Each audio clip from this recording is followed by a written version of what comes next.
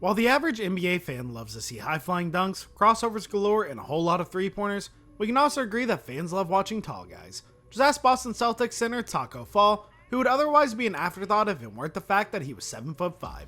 But many of the tallest players in NBA history were just far from novelty acts, they were legitimately good. So without further ado, these are the tallest players in NBA history.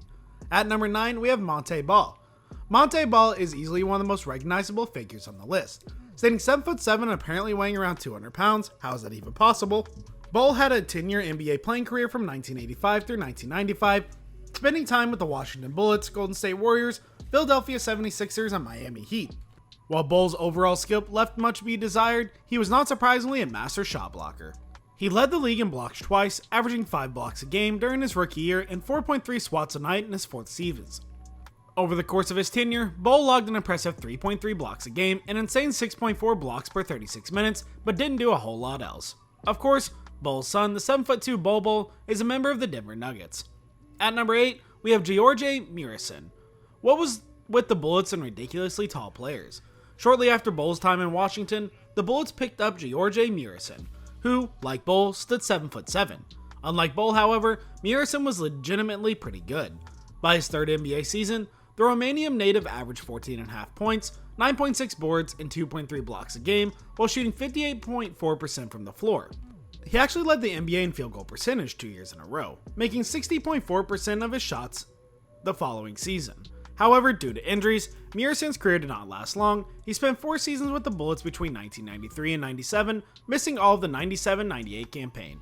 Muresan then landed with the New Jersey Nets for 2 years, where he appeared in a grand total of 31 games before retiring. At number 7, we have Slavko Vranes. This brings us to the third 7'7" player in NBA history, Slavko Vranes. The thing is, he only played 1 game with the Portland Trail Blazers during the 2003-2004 campaign, and was never seen in the league again. At number 6, we have Shawn Bradley. While Ball and Muresan may have been an inch taller, the 7'6" Shawn Bradley was certainly more famous, and not necessarily for the most flattering reasons. You would be hard-pressed to find an NBA player who is posterized more than Bradley, so much that there are YouTube highlight reels dedicated to guys throwing down on Bradley.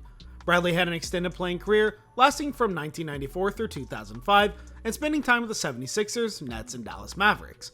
He actually found somewhat of a home in Dallas, residing there for the last 8.5 seasons of his playing tenure. The Germany native averaged double figures in scoring just 4 times in his career, and paced the league in blocks once while he tallied 3.4 blocks a game during the 1996-97 campaign. Of course, Bradley also had a role in Space Jam, so he has that going for him. At number 5, we have Yao Ming. Now, a tall guy who was actually an all-star. Like many other excessively tall players, Yao Ming's career, all of which came with the Houston Rockets, did not last long due to injuries. As he spent just 9 years in the NBA before being forced to retire, he also missed a whole season in 2009-2010. Yao, 7'6", made 8 all-star teams and actually had a smooth offensive game, possessing a reliable jumper and a very smooth stroke from the free throw line. He was a lifetime 83.3% free throw shooter.